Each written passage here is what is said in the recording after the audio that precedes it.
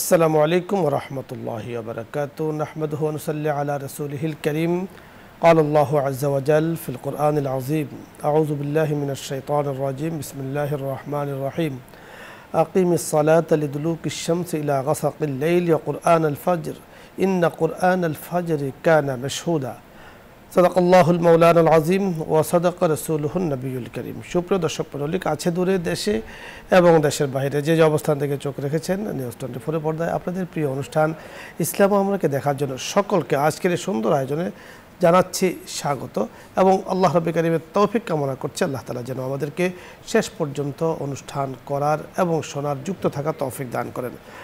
আজকে আমরা গুরুত্বপূর্ণ এক বিষয় নিয়ে আলোচনা করব, তা হলো ফজরের সময়। এই সময়টা অত্যন্ত গুরুত্বপূর্ণ এবং ফজরের সালাত অত্যন্ত গুরুত্বপূর্ণ। এই গুরুত্বপূর্ণ সময় ও সালাতের আধ্যাত্মিক যে তাৎপর্য রয়েছে এই বিষয় নিয়ে কথা বলবেন বিশিষ্ট ইসলামী চিন্তাবিদ, মিডিয়া আলোচক, মিডিয়া উপস্থাপক শেখ বাইজিদ হোসাইন সালেহ, খতিব হযরত মুঈনুদ্দিন চিশতি রহমতুল্লাহ আলাইহি, জামে মসজিদ জুরাইন, ঢাকা। সাথে আছি বরাবরের মতো আমি আমজাদ হোসেন হেলালি। আসসালামু আলাইকুম ওয়া রাহমাতুল্লাহ। ওয়া আলাইকুম আসসালাম ওয়া রাহমাতুল্লাহ। মোহতারাম কেমন আছেন আপনি? আলহামদুলিল্লাহ। আপনি কেমন আছেন? আলহামদুলিল্লাহ, আল্লাহ তাআলা ভালো রেখেছেন। আজকে আপনার কাছে আমরা ফজরের যে সময়টা, এই সময়টা কিন্তু অত্যন্ত গুরুত্বপূর্ণ। বর্তমান বিজ্ঞানও বলে যে এই সময়টা গুরুত্বপূর্ণ, বিশেষ করে যারা অসুস্থ হয়ে থাকে তাদের জন্য সোবাহে সকাল সময় উঠা এবং কিছু পায়চারি করা, কিছু হাঁটাহাঁটি করা, নড়াচড়া করা, এটা কিন্তু স্বাস্থ্যের জন্য অনেক উপকার। আমরা ছোটোবেলায় শুনেছি সুবাহ কা হাওয়া হাজার রোগ কা দাওয়া, এই ধরনের কথা শোনা গিয়েছে। তো এই সময়ের তাৎপর্য এবং নামাজের গুরুত্ব নিয়ে আপনার কাছে আমরা শুনবো। শুকরিয়া, জাযাকাল্লাহ। বিজ্ঞ উপস্থাপক মুফতি আল্লামা আমজাদ হোসেন হেলালি, খুব চমৎকার এবং জীবন ঘনিষ্ঠ একটি বিষয় আপনি নির্ধারণ করেছেন। আল্লাহ রাব্বুল আলামিন আপনাকে এবং যারা শুনছেন সকলকে জাযায়ে খায়ের দান করুন। আল্লাহ সুবহানাহু ওয়া তাআলা কুরআনুল কারীমে সূরা বাকারার 43তম আয়াতে আল্লাহ রাব্বুল আলামিন ইরশাদ করেছেন, ওয়া আকিমুস সালাতা ওয়া আতুজ যাকাতা ওয়া রুকউ মা'আর রাকিঈন। তোমরা নামাজ কায়েম করো, যাকাত দাও এবং রুকুকারীদের সাথে তোমরা রুকু করো। একই সূরার 153তম আয়াতে আল্লাহ সুবহানাহু ওয়া তাআলা ইরশাদ করেছেন, ইয়া আইয়ুহাল্লাযীনা আমানুস্তাঈনু বিস-সাবরি ওয়াস-সালাহ ইন্নাল্লাহা মা'আস সাবিরিন। ঈমানদারগণ, তোমরা আল্লাহর কাছে সাহায্য চাও ধৈর্যের মাধ্যমে এবং নামাজের মাধ্যমে, নিশ্চয়ই আল্লাহ তাআলা ধৈর্যশীলদের সাথে আছেন। বিজ্ঞ উপস্থাপক, আপনি শুরুতেই যেই আয়াতটি তেলাওয়াত করেছেন সূরা বনী ইসরাঈলের ৭৮তম আয়াত, এই আয়াতে আল্লাহ সুবহানাহু ওয়া তাআলা কোরআন আল ফাজর, কোরআন আল ফাজরে বলতে ফজরের নামাজকে এখানে উল্লেখ করা হয়েছে। ফজরের নামাজ গুরুত্বপূর্ণ একটি নামাজ। এই সময়টা, যেই সময়টা সুবহে সাদেক, অর্থাৎ সাহারি খাওয়ার সময় শেষ। সাহারি খাওয়ার সময় শেষটা আগামীকালকে যেটা শেষ হবে ৪টা ১৬-তে, এখান থেকে শুরু হয় ৪টা ১৭ থেকে ফজর শুরু হয় ৪টা ২২-এ, ওখান থেকে শুরু করে ৫টা ৩৯-এ সূর্য উঠবে, এই পর্যন্ত ফজরের একটা সময়। এই সময়টা খুবই গুরুত্বপূর্ণ এবং ফজরের সালাতের ব্যাপারে হাদিস শরীফে বিশেষ গুরুত্ব আরোপ করা হয়েছে। আল্লাহ রসুল বলেছেন, বিশেষ করে ফজরের নামাজ যারা আদায় করে আল্লাহ সুবহানাহু ওয়া তাআলা তাদেরকে 10টি উপকার দিবেন, তারা 10টি ফায়দা লাভ করতে পারবে। সূরা বাকারার সূরা বনী ইসরাঈলের ৭৮তম আয়াত, আপনি যে আয়াত তেলাওয়াত করেছেন শুরুতে, এই আয়াতের তাফসীর করতে গিয়ে আল্লামা কাজী বাইজাবি রহমতুল্লাহ আলাইহি, বাইজাবি শরীফের মধ্যে তিনি উল্লেখ করেছেন যে এখানে আল্লাহ রাব্বুল আলামিন কোরআন আল ফাজরে, ফজরের কথা কেন উল্লেখ করেছেন? উল্লেখ করেছেন এই জন্য, ফজরটা এটা আল্লাহর কুদরত, একটা বহিঃপ্রকাশ হয়। মানুষ ঘুমিয়ে যায়, ঘুম থেকে ওঠে, অন্ধকার দূরভীত হয়ে আলো প্রস্ফুটিত ওঠে, মানুষ একত্রিত হয়, অনেক মানুষ জামাতের সাথে শরিক হয়। হযরত আবু হুরায়রা রাদিয়াল্লাহু তাআলা আনহু তিনি বলেছেন, আমি প্রিয় নবী সাল্লাল্লাহু আলাইহি সাল্লামকে বলতে শুনেছি যে তিনি বলেছেন, জামাতে নামাজ আদায় করা একাকী নামাজের চেয়ে 25 গুণ বেশি সওয়াব ফজিলত আছে। এরপরে আল্লাহ রসুল বলেছেন যে ফজরের সময় দিনের এবং রাতের ফেরেশতা উপস্থিত হয়। সুবহানাল্লাহ। তার মানে ফজরের নামাজে যেই সমস্ত ফেরেশতারা রাতে দায়িত্বরত তারা ফজরের সময় উপস্থিত হয় এবং ফজরের পর থেকে সন্ধ্যা পর্যন্ত যেসব ফেরেশতারা দায়িত্বে থাকবে তারাও ফজরের সময় উপস্থিত হয় এবং বান্দার নামাজের কিন্তু সাক্ষী হয়। বান্দা নামাজ পড়ে, রুকু করে, সেজদা করে, তারা সাক্ষী হয়ে যায়। এজন্য আল্লাহ রাব্বুল আলামিন এই ফজরের নামাজের এই বিশেষ গুরুত্ব আল্লাহর হাবিব দিয়েছেন, আল্লাহ রাব্বুল আলামিন কোরআনে বলেছেন। এরপরে আবু হুরায়রা রাদিয়াল্লাহু তাআলা আনহু বলেছেন, তোমরা যদি এই কথাকে বিশ্বাস না করো, সত্য বলে স্বীকার না করো, তাহলে তোমরা কোরআনুল কারীমের আয়াত সূরা বনী ইসরাঈলের ৭৮তম আয়াত আকিমিস সালাতা লিদুরুকিশ শামসি ইলা গাসাকিল লাইলি ওয়া কুরআনাল ফাজর ইন্না কুরআনাল ফাজরি কানা মাশহুদা, এই আয়াত তোমরা তেলাওয়াত করো। বুখারী শরীফের হাদিস, ইন্না কুরআনাল ফাজরি কানা মাশহুদা। এই মাশহুদার তাফসীর আল্লামা বাইজাবি রাহমাতুল্লাহ আলাইহি তিনি বলেছেন, মাশহুদ শব্দের অর্থ ফজরের সময় ফেরেশতাগণ উপস্থিত হয় বিশেষভাবে। এজন্য ফজরের নামাজ যারা জামাতের সাথে আদায় করে তারা যেন ঈমানের পতাকা নিয়ে বের হয়ে গেল। সুবহানাল্লাহ। ফজরের নামাজ যারা জামাতের সাথে আদায় করে তাদের চেহারার ভিতরে আল্লাহ অটোমেটিক একটা নূর দান করেন। সুবহানাল্লাহ বিহামদি সুবহানাল্লাহিল আযীম।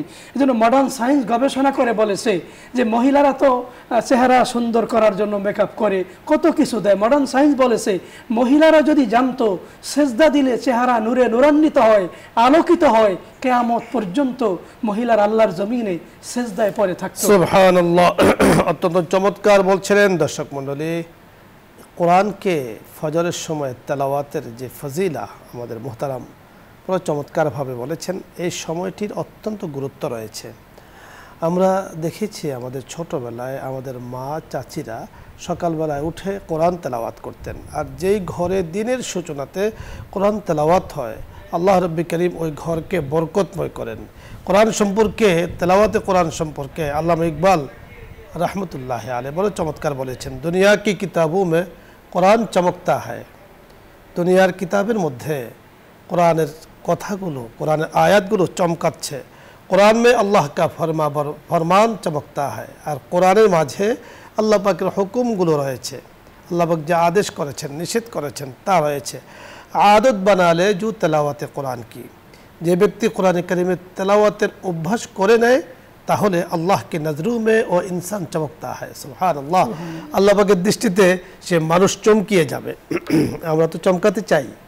আমাদের মুহতারাম বড় চমৎকার বলেছেন যে দুনিয়াতে কত মানুষ আছে তাদের মেকআপের জন্য কত অর্থ ব্যয় করতে হয়। কেসে কেসে খুবসুরত রানিয়া শাহজাদিয়া, কত মানুষ আছে তাদের মেকআপের জন্য কত অর্থ ব্যয় করতে হয়। অথচ ফজরের নামাজকে যখন জামাতে পড়ে কোরআন তেলাওয়াত করে তা আল কোরআন নূরুন, কোরআন একটা নূর, আলো। সালাত as-সালাতু নূরুন, নামাজ আলো যা মানুষের চেহারায় প্রকাশিত হতে থাকে, উজ্জ্বল হতে থাকে, ঝলঝল করতে থাকে, দীপ্তময় আলো চমকাতে থাকে। আল্লাহ রাব্বুল কারীম আমাদেরকে কথাগুলো বোঝার তৌফিক দান করুন। আমরা চাই সচ্চা, সত্য, আমরা চাই সঠিক পথে চলতে, সঠিক মুসলিম হতে। আল্লাহ তাআলা আমাদেরকে তৌফিক দান করুন। বিশেষ করে আল্লামা ইকবালের বড় চমৎকার যে কথাগুলো বলেছেন, যিনি কোরআন তেলাওয়াত করবেন আল্লাহ পাকের দরবারে তিনি চমকিয়ে যাবেন। আল্লাহ তাআলা আমাদেরকে সেইভাবে কবুল করুন, আমিন ইয়া রাব্বাল আলামিন। আলোচ্য বিষয় নিয়ে যদি আপনাদের কোনো কিছু জানার থাকে, বুঝার থাকে, কোনো প্রশ্ন থাকে আপনি প্রশ্ন করুন, অথবা কোনো মাসলা মাসাইল নিয়ে যদি কোনো প্রশ্ন থাকে আপনি প্রশ্ন করতে পারেন। আমরা চেষ্টা করব কথা বলার জন্য। প্রথমে জেনে আছেন, আসসালামু আলাইকুম ওয়া রাহমাতুল্লাহ। দর্শক নাম বলে পরিচয় দিয়ে প্রশ্ন করুন। আসসালামু আলাইকুম। ওয়ালাইকুম আসসালাম ওয়া রাহমাতুল্লাহ। আমার নাম বাবলু, আমি নাটোর থেকে বলছি। জি বলুন। ওয়ালাইকুম সালাম। হুজুর আমি একটা কথা বলবো। বলুন। এই ঘটনা হচ্ছে যে ফজরের নামাজের পরে কতটুক পরে ইশাকে নামাজ পড়া যায়? ফজরের নামাজের পরে আমরা বুঝতে পেরেছি বাবলু সাহেব নাটোর থেকে আপনি জানতে চেয়েছেন ফজরের নামাজের কত সময় পরে ইশরাকের নামাজ পড়া যায়। অত্যন্ত গুরুত্বপূর্ণ, তাৎপর্যপূর্ণ একটি প্রশ্ন আপনি করেছেন। বুঝতে পেরেছেন প্রশ্নটি? বুঝতে পেরেছি, শুকরিয়া। আপনি এটা যদিও ওলামায়ে কেরামদের মধ্যে ঐক্যমত্য আছে, তো আমার যতটুকু মনে পড়ে, আমি বসুন্ধরা গ্রুপের কালের কণ্ঠে পত্রিকায় মুফতি আব্দুর রহমান রহিমাহুল্লাহ উনি একটা জবাব দিয়েছিলেন, যদি কারো ওজর থাকে, ব্যস্ততা থাকে, সেই ক্ষেত্রে সে কমপক্ষে 10 মিনিট পরে এই এশাকের নামাজ পড়তে পারে। কেউ 13 মিনিট বলেছেন, কেউ 15 মিনিট বলেছেন, 17 মিনিট এটা সর্বশেষ, এটা উনি অর্থাৎ ফজরের সালাতের পরে বলতে ফজরের ওয়াক্তের পরে। এই বিষয়টি আপনাকে মনে রাখতে হবে। অনেক সময় আমরা ফজরের নামাজ আধা ঘন্টা আগেও শেষ করি, তো আধা ঘন্টা পরে আর এশাকের সময় হয় না। অর্থাৎ আপনি ধরুন এখন আমরা 5:05 আমরা ফজরের সালাত আদায় করি, বিভিন্ন মসজিদে 5টায় বা 10এও আদায় হয়। তো সেক্ষেত্রে এখান থেকে আধা ঘন্টা আগে নামাজটা আদায় হচ্ছে, তার মানে 35 পর্যন্ত ফজরের সালাতের ওয়াক্ত থাকে। আপনি ধরুন 35 বা এটা তো ওঠানামা করে, আপনি তখন 38 যখন সূর্য ওঠে 38 থেকে নিয়ে 10 মিনিট অথবা 15 মিনিট অথবা 17 মিনিট সময় থাকলে, যদি সময় না থাকে তো সেই ক্ষেত্রে বলা হয়েছে 10 মিনিট অন্তত আপনাকে অপেক্ষা করতে হবে। অপেক্ষা করে পরে আপনি ইশরাকের নামাজ পড়বেন, কারণ এই সময়টা আওকাতে মামনুআ মাকরুহার অন্তর্ভুক্ত, অর্থাৎ এই সময় নামাজ পড়া হারাম 10 মিনিটের ভেতরে। অর্থাৎ সূর্য যখন উঠবে তার 10 মিনিট অপেক্ষা করবেন, এরপরে আপনি নামাজ পড়বেন, কোনো সমস্যা নেই ইনশাআল্লাহ। আশা করছি বুঝতে পেরেছেন। তাহলে আজকে যদি 38-এ সূর্য উঠে তাহলে আমরা এখান থেকে 10 মিনিট বাদ দিই, তাহলে 48 অর্থাৎ 50-এ গিয়ে আপনি 50-এ গিয়ে আপনি ইশরাকের নামাজ পড়তে পারবেন। 5:50-এ ইশরাকের নামাজ পড়ার সুযোগ আছে, তবে এই টাইমটা কিন্তু ডেইলি নয়, এটা ওঠানামা করতে থাকে। পরের দর্শক, আসসালামু আলাইকুম ওয়া রাহমাতুল্লাহ।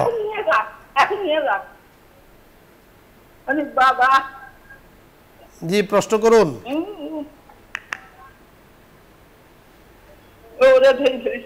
আসসালামু আলাইকুম হুজুর। ওয়া আলাইকুম আসসালাম ওয়া রাহমাতুল্লাহ।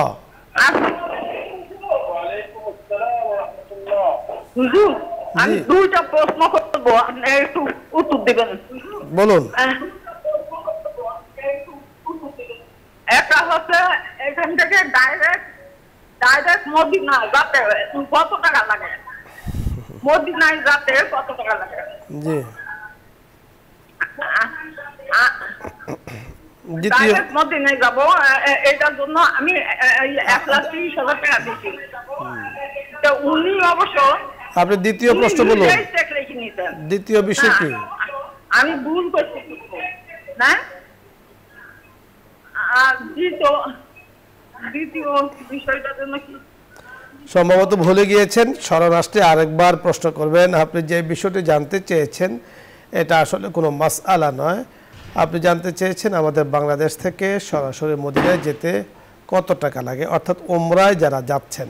আসলে তো টিকিটের কাজ আমরা করি না, আমরা আর যথাযথ সঠিক তথ্য আপনাকে বলতে পারবো না। তবে যারা প্যাকেজ করেন, যারা উমরায় যাচ্ছেন, যারা কাজ করেন, অনেক সময় আমরা দেখি 1,30,000, 35,000, 45, 50 বা 24, 25 এর মধ্যে কিন্তু অনেকে নিয়ে যাচ্ছেন। সেটা আসলে যারা এই ধরনের কাজ করেন, অর্থাৎ হজ উমরার এই খেদমত করছেন, কাজ করছেন, ওনারা আসলে বিষয়টা এজেন্সির সাথে বলতে পারেন। এখানে আমি একটু যুক্ত করতে চাই, 10,000 টাকা যদি বেশিও লাগে, ভালো আপনি একটা এজেন্সির মাধ্যমে যাবেন, তাইলে আপনার কষ্ট হবে না। ভালো আপনি চমৎকার বলেছেন, আপনি যতটুকু দেবেন তারাও তো ততটুকু সার্ভিস আপনাকে দিবে। তা আপনি যত চিন্তা করুন, ওখানে আসলে তারতম্যটা হয় কেন? আসলে হোটেল কাছে এবং দূরে, সার্ভিসের উপরে অনেক কিছু বেশকম হয়ে যায়। তো যারা ভালো সার্ভিস দেয় এরা একটু প্যাকেজটা বাড়িয়ে ধরে, আর যারা একটু দূরে বাড়ি নেয় বা সার্ভিসটা একটু কম হয় সেখানে একটু কম হয়। এটা নিয়ে আপনি যাচ্ছেন 1,000, 2,000 টাকা এদিক সেদিক হলে এটা নিয়ে খুব একটা আলোচনা পর্যালোচনা কারণ বিষয় নয়। আপনি যাচ্ছেন যেহেতু আল্লাহ পাক কবুল করেন। মনে রাখতে হবে উমরার সফরে, হজের সফরে যে অর্থ আপনি ব্যয় করছেন আল্লাহ তাআলা সেটার কিন্তু ব্যবস্থা করে দেন। আল্লাহ রাব্বুল কারীম আপনাকে ডবলও দিতে পারেন, এর বেশিও দিতে পারেন। জি, পরের দর্শক, আসসালামু আলাইকুম ওয়া রাহমাতুল্লাহ।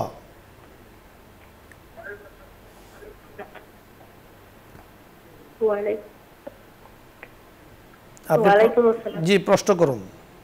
হুজুর আসসালামু আলাইকুম। ওয়া আলাইকুম আসসালাম। হুজুর আমি ঠাকুরগাঁ থেকে বলতেছি। জি, বলুন, প্রশ্ন করুন। হুজুর কোরআন শরীফ বাংলা অর্থ সহকারে না পড়লে জি সওয়াব পাওয়া কি যাবে না? অবশ্যই পাওয়া যাবে, বুঝতে পেরেছেন? বাংলা অর্থ সহকারে আপনি আগে বিশুদ্ধভাবে পড়তে হবে, বিশুদ্ধ চেষ্টা করতে হবে। এরপরে যদি আপনি বিশুদ্ধভাবে পড়তে পারেন, বাংলা অর্থ জানার জন্য আপনি চেষ্টা করবেন। বা বাংলা অর্থ যারা একদল বলে যে বাংলা অর্থ না পড়লে নামাজ হবে না, এটা ভুল মেসেজ দেয়। আপনার সবার দায়িত্ব না বাংলা অর্থ পড়া। আলেম ওলামা যারা আছে, যারা শিক্ষিত আছে, শুদ্ধভাবে পড়তে পারে তাদের জন্য। কিন্তু যারা কোরআন শরীফ পড়তেই পারে না তাদেরকে এই মাসালা, এই কথা বলে তাদের পথ রুদ্ধ করা, এটা আসলে উচিত নয়। কোরআনই একমাত্র কিতাব আল্লাহ পাকের, যেই কিতাবে আল্লাহ তাআলা এত ফজিলত রেখেছেন, আপনি বুঝে পড়ুন না বুঝে পড়ুন, সর্বাবস্থায় আল্লাহ তাআলা সওয়াব আপনাকে দেবেন। 1% নয়, এক হরফে 10% আল্লাহ তাআলা সওয়াব বাড়িয়ে দিবেন ইনশাআল্লাহ। পরে দর্শক, আসসালামু আলাইকুম ওয়া রাহমাতুল্লাহ। আসসালামু আলাইকুম। ওয়া আলাইকুম আসসালাম। হ্যালো, জি আমরা শুনতে পাচ্ছি, আপনি প্রশ্ন করুন। আমরা ফোন করলে হুজুর, বলুন। আমরা ফোন করলে আমাদের ফোনগুলি রিসিভ করা হয় না কেন? হ্যালো, জি সুন্দর একটি বিষয় জানতে চেয়েছেন, আপনারা ফোন করেন, ধন্যবাদ আপনাকে, আপনাদেরকে সকলকে ধন্যবাদ জানাচ্ছি। আপনারা যে ফোন করছেন, এই যে চেষ্টা করছেন, একটা অনুভূতি এসেছে যে আমাদের ফোনগুলো রিসিভ করা হচ্ছে না। এর কারণ অনেকগুলো হতে পারে, তার মধ্যে অনেকগুলো প্রশ্ন একসাথে আসে, অনেকগুলো ফোন একসাথে আসে, সবারটা তো রিসিভ করা সম্ভব হয় না। যাদেরটা আগে আসে তাদেরটা রিসিভ করা সম্ভব হয়। আপনি দেখতে পাচ্ছেন প্রতিদিনে আমরা কিন্তু আপনাদের ফোন নিয়ে কথা বলি। আসলে কখন কাটটা আসছে সেটা তো আসলে আমরা বলতে পারছি না। ইনশাআল্লাহ আপনি চেষ্টা করছেন, আজকে পেয়েছেন। এই কথা না বলে যদি আপনি প্রশ্ন করতেন তো একটা মাসালা জানা হয়ে যেত। ধন্যবাদ। পরের দর্শক, আসসালামু আলাইকুম রহমতুল্লাহ।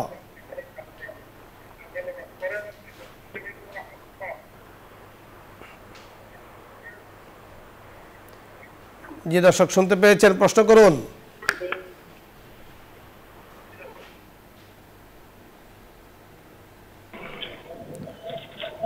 আসসালামু আলাইকুম। আসসালামু আলাইকুম। ওয়ালাইকুম আসসালাম রাহমাতুল্লাহ। ওয়া রাহমাতুল্লাহি ওয়া বারাকাতুহু। আসলে আমি চট্টগ্রাম থেকে ফোন করলাম। বলুন। আমার প্রশ্ন হচ্ছে যে এই যে সামনে আপনার এই আমাদের মিডিয়ার জন্য হচ্ছে একটা বিরাট আয়োজন থেকে ঝুলছে হচ্ছে, আমরা আসলে প্রকৃতপক্ষে কি করব এই সময়টা আলোচনার জন্য না? জি হ্যাঁ, বুঝতে পেরেছেন কিছুটা। ধন্যবাদ আপনার কথা, যতটুকু আমরা বুঝতে পেরেছি কিছুটা আমরা আলোচনা করতে পারি, পুরোটা বুঝতে পারিনি। রাসূল আকরাম সাল্লাল্লাহু আলাইহি ওয়াসাল্লাম কি বলেছেন? রাসূল সাল্লাল্লাহু আলাইহি ওয়াসাল্লাম বলেছেন, তারাকতু ফীকুম আমরাইন লান তাদিল্লু মা তামাসসাকতুম বিহিমা কিতাবাল্লাহি ওয়া সুন্নাত রাসূলি। আপনি বলেছেন যে এক একজন এক এক কথা বলেন, বিশেষ করে রবিউল আউয়াল আসলে দেখা যায় ঈদে মিলাদুন্নবী, জশ্নে জুলুস ঈদে মিলাদুন্নবী অনেক কিছুই আলোচনা হয়। আবার কেউ বলেন যে না এগুলো করা ঠিক হবে না। তো ওনার জানার বিষয় হলো যে আমরা আসলে কোনটা করব। তাহলে রাসূল সাল্লাল্লাহু আলাইহি ওয়াসাল্লাম বলে দিয়েছেন যে আমাদের দায়িত্বটা কী, যে আমি চলে যাচ্ছি, তোমাদের জন্য রেখে যাচ্ছে কোরআন এবং সুন্নাহ। কোরআন এবং সুন্নাহ অনুযায়ী জীবনযাপন করলে তোমাদের দায়িত্ব কিন্তু কমপ্লিট হয়ে যাবে, কখনো পদভ্রষ্ট হবে না। শাইখের কাছে এই বিষয়টা নিয়ে আমরা শুনবো। শুকরিয়া, জাযাকাল্লাহ। আসলে এই বিষয়টা আমাদের দেশে একতেলাপি বিষয় আমরা বলতে পারি, এবং এই বিষয়ে এক গ্রুপ একটা পালন করে, আরেক গ্রুপ আরেকটা করে। সবার ভিতরে আলেম ওলামা আছে, বিজ্ঞজন আছে, তবে অতিরিক্ত বাড়াবাড়ি কার্যক্রম এই বিষয়গুলো অবশ্যই আমাদের বেদাত থেকে পরহেজ করতে হবে, কোরআন ও সুন্নাহকে আঁকড়িয়ে ধরতে হবে। আল্লাহ রাসূল সাল্লাল্লাহু আলাইহি ওয়াসাল্লাম বলেছেন কোরআন এবং সুন্নাহকে আঁকড়িয়ে ধরো, এবং কোরআন এবং সুন্নাহকে ভালোভাবে যারা বুঝে তাদের কাছে বুঝ নিয়ে চলতে হবে। আপনি বলেছেন যে আমরা কি করব, আমরা নিজেরা চিন্তা করে বের করি। অনেক সময় শারীরিক কখনো সমস্যা হলে তখন আমরা কিন্তু ডাক্তার সমাজে অনেক আছে, তখন আমরা ডাক্তার দেখি কোন ডাক্তার ভালো, এখানে নয় সেখানে। আমি চিন্তা করে তার সকল কিছু জেনে আমি তার কাছে কিন্তু যাই, আমার শারীরিক সমস্যাগুলো ওনার সাথে শেয়ার করি, উনি ট্রিটমেন্ট দেন, আমি সে অনুযায়ী চলি, আশা করছি আমাদের চিকিৎসা হয়ে যায়। ঠিক আমাকে বের করতে হবে যে কোরআন সুন্নাহ অনুযায়ী কারা চলছেন, কারা সঠিকভাবে চলছেন, তাদের কাছে গেলে আমার সমস্যাটা আমি পেয়ে যাব। আপনার আস্থা যার উপরে বসবে সেখান থেকে আপনি নিয়ে চলবেন, ইনশাআল্লাহ আল্লাহ পাক আপনাকে সঠিক বুঝ দান করবেন। পরের দর্শক, আসসালামু আলাইকুম রহমতুল্লাহ।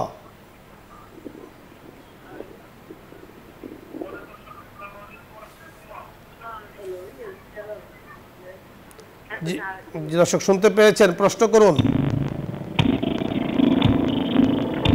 জি ধন্যবাদ।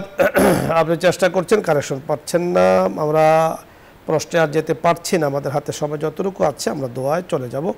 ধন্যবাদ জানাচ্ছি শেখ আপনাকে, দর্শক মণ্ডলী আপনাদের সকলকেও আজকের এই সুন্দর আয়োজনে অংশগ্রহণ করেছেন। আজকের সুন্দর আয়োজনে আপনারা শরীক হয়েছেন, কথাগুলো শুনেছেন, প্রশ্ন করেছেন। তবে আমাদের দর্শকদের মাঝে যে ব্যাপক আগ্রহ উদ্দীপনা আমাদের কাছে নিশ্চয়ই ভালো লেগেছে। ইনশাআল্লাহ আপনারা চেষ্টা করছেন, চেষ্টা করে যাবেন। আল্লাহ পাক আপনাদেরকে বোঝার তৌফিক দান করুন। এই যে প্রশ্ন যারা করতে পেরেছেন, আপনার মাধ্যমে অনেকগুলো মানুষ শুনেছেন, এবং যারা চলছেন, যারা আমল করছেন, সব কিন্তু প্রশ্নকারী পেয়ে যাবেন। আর যিনি চেষ্টা করছেন লাইন পাচ্ছেন না, তাহলে রাসূল আকরাম সাল্লাল্লাহু আলাইহি ওয়াসাল্লাম বলেছেন যে কোনো ব্যক্তি কোনো কিছু শরীয়তের মাসলা মাসাল জানার জন্য যদি কোনো জায়গাতে দরজা খটখট করে, অর্থাৎ চেষ্টা করছে, তাহলে আল্লাহ তাআলা তার জন্য বানা লাহু বাইতান ফিল জান্নাহ, জান্নাতে তার জন্য একটা সিটি বানিয়ে দিবেন, বড় একটা শহর বানিয়ে দিবেন। উনি শুধু চেষ্টা করছেন, তো আপনার কারেকশন পাচ্ছেন না, চেষ্টা করছেন মাসলা মাসাইল জানার জন্য, তাও কিন্তু সওয়াব থেকে আপনারা মাহরুম হবেন না। আল্লাহ পাক আমাদেরকে তৌফিক দান করুন। আজকে আর নয়, সকলকে ধন্যবাদ জানিয়ে আল্লাহ পাকের শুকরিয়া জ্ঞাপন করে আজকের মতো বিদায় নিচ্ছি। আসসালামু আলাইকুম ওয়া রাহমাতুল্লাহি ওয়া বারাকাতুহু। দোয়া হবে, দরুদ ইস্তিগফার পাঠ করি। اللهم صل على سيدنا ونبينا وشفيعنا وحبيبنا ومولانا محمد صلى الله عليه وعلى آله وأصحابه وبارك وسلم. أستغفر الله ربي من كل ذنب وأتوب إليه. لا حول ولا قوة إلا بالله العلي العظيم. اللهم آمين. الحمد لله رب العالمين، والصلاة والسلام على رسوله النبي الأمي الأمين وعلى آله وأصحابه أجمعين. ربنا آتنا في الدنيا حسنة وفي الآخرة حسنة وقنا عذاب النار. اللهم اجعلنا من التوابين واجعلنا من المتطهرين واجعلنا من عبادك الصالحين واجعلنا من الذين لا خوف عليهم ولا هم يحزنون. الله আমাদের এই সুন্দর আয়োজনকে আপনি কবুল আর মঞ্জুর করে নিন আল্লাহ। আমাদের জীবনের গুনাহগুলো আপনি মাফ করে দিন। আমাদের কবরবাসী মা বাবা আত্মীয় স্বজন যারা আমাদের এই অনুষ্ঠান শুনেছে দেশে বিদেশে, যারা প্রশ্ন করেছে, প্রশ্ন করতে যারা পারে নাই, লাইন পায় নাই, আল্লাহ সকলের কবরবাসী মা বাবাকে আপনি মাফ করে দিন আল্লাহ। ইসলাম আমরা এই অনুষ্ঠানকে কিয়ামতের ময়দানে আমাদের নাজাতের জরিয়া বানিয়ে দিয়েন আল্লাহ।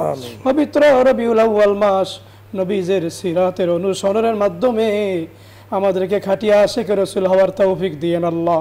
বসুন্ধরা গ্রুপকে কবুল আর মঞ্জুর করেন আল্লাহ। বসুন্ধরা গ্রুপের চেয়ারম্যান এমডি মহোদয়, দায়িত্বশীল যারা আছে আল্লাহ তাদেরকে হায়াতে তৈয়বা দান করেন আল্লাহ। এই সুন্দর আয়োজন ইসলামকে জানার জন্য, বোঝার জন্য, কত কিছু শিখার জন্য যারা এই ব্যবস্থা করে দিয়েছেন আল্লাহ তাদেরকে সুস্থতার সাথে নেক হায়াত দান করেন আল্লাহ। আল্লাহ বিজ্ঞ উপস্থাপক আল্লামা মুফতি আমজাদ হোসেন হেলালি আল্লাহ, কত মানুষ তাকে মহাব্বত করে আল্লাহ, তার মাধ্যমে অনুষ্ঠান থেকে কত কিছু শিখতে পেরেছে আল্লাহ। বিজ্ঞ প্রাজ্ঞ উপস্থাপক আল্লাহ তাকে হায়াতে তৈয়বা দান করেন আল্লাহ। আমাদের সন্তানদেরকে নেককার চরিত্রবান পিতামাতার অনুগত নেক সন্তান হিসাবে কবুল করেন আল্লাহ। আমাদের স্ত্রীদেরকে মাফ করে দেন আল্লাহ। এই দেশের উপর খাস রহমত নাজিল করেন, তামাম উম্মতি মুহাম্মদকে হেফাজত করেন আল্লাহ। বারবার মক্কা মদিনায় যাওয়ার তৌফিক দিয়েন আল্লাহ। জীবিত মা বাবার হায়াত বাড়িয়ে দেন, জীবিত মৃত মা বাবাকে মাফ করে দেন।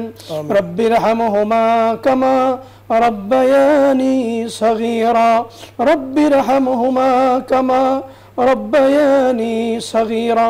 বাসা থেকে বের হয়ে কাজে কর্মে সফরে যখন যাব, লঞ্চে নদীতে গাড়িতে অ্যাক্সিডেন্টে হঠাৎ আমাদের মরণ দিয়েন না আল্লাহ। আযাবের মরণ দিয়েন না, বিপদের মরণ দিয়েন না। খাঁটি মুসলমান না বানাইয়া ঋণের বোঝা মাথায় নিয়া মক্কা মদিনা বারবার না দেখাইয়া আমাদের মরণ দিয়েন না আল্লাহ। সাল্লাল্লাহু তাআলা আলান নবিয়িল কারীম ওয়া আলা আলিহি ওয়া আসহাবিহি আজমাইন। মরণের সময় ঈমান হালে মুসলমান হালে মরণ দিয়েন আল্লাহ। আর দিলে জবানে জারি করে দিয়েন লা ইলাহা ইল্লাল্লাহু মুহাম্মাদুর রাসূলুল্লাহ।